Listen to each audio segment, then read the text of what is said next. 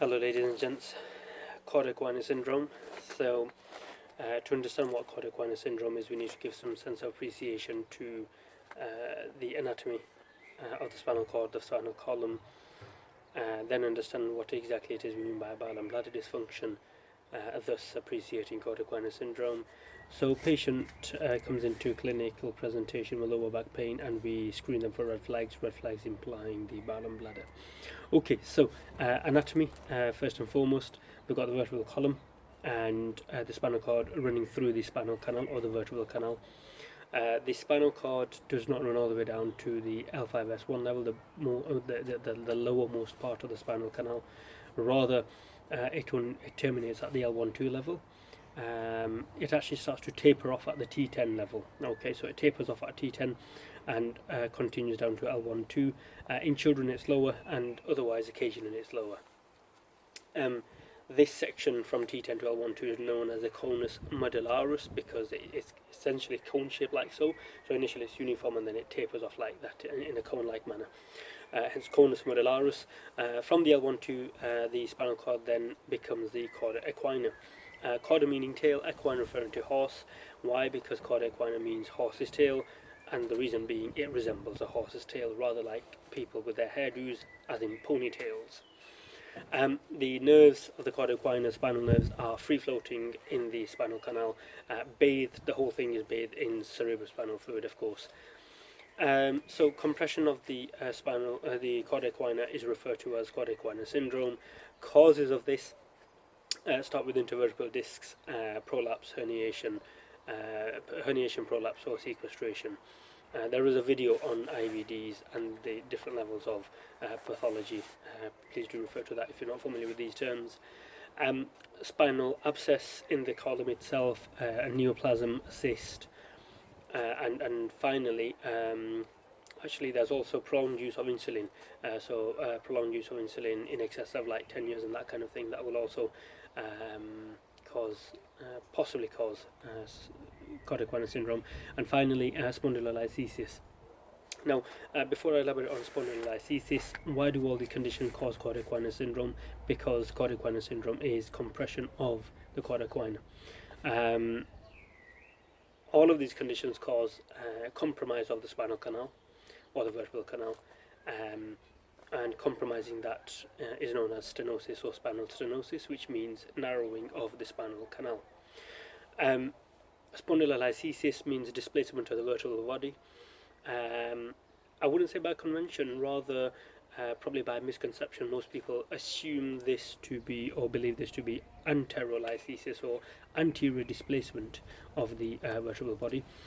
Most probable reason for this, I might suggest, is because anterolisthesis is more common by far and large than its counterpart, retrolisthesis. So anterolisthesis means anterior displacement of the vertebral body, retrolisthesis means posterior displacement of the vertebral body, but as suggested, most people simply say spondylolisthesis, but by strict definition that simply means displacement, not in any given direction.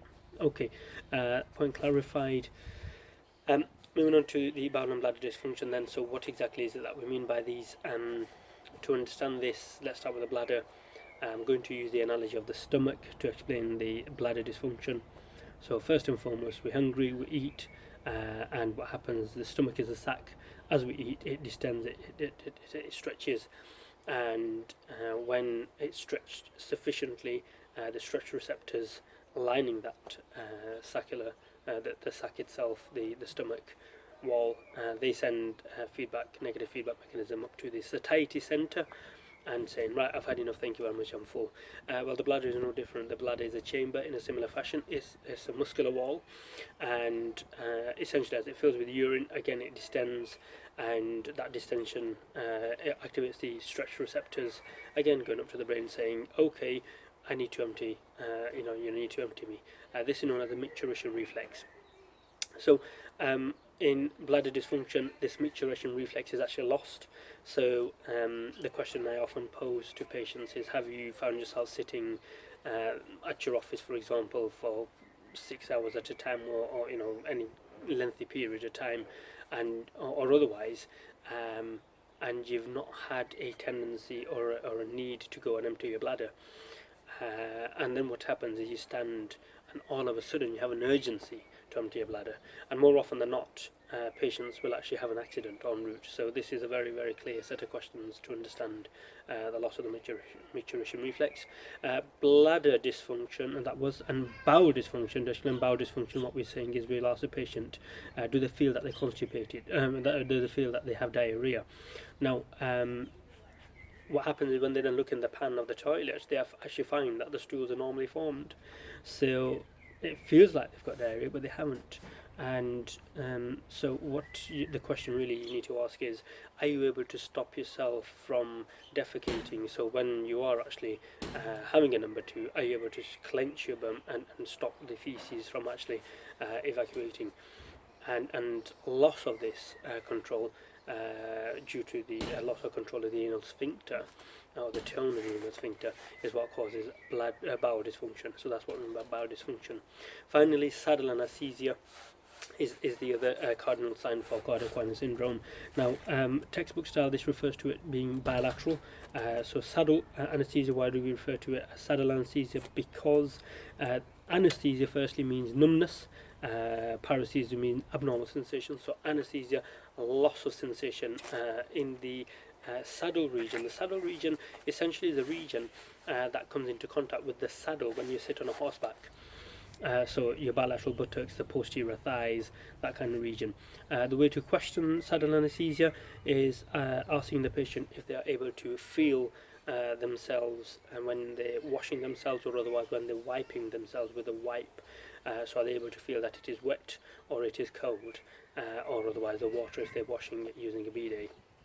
So these are questions. Now, please don't fall in the trap of being textbook only.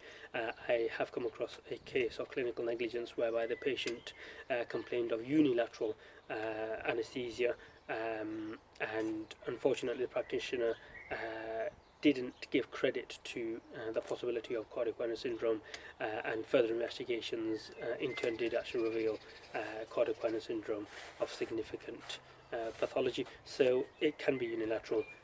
You've just got to make a clinical judgment.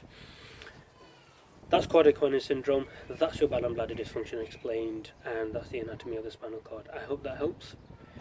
Any videos otherwise, please feel free to ask, DM me for any particular requests, particular topics, and please feel free to share and like my videos. Thank you.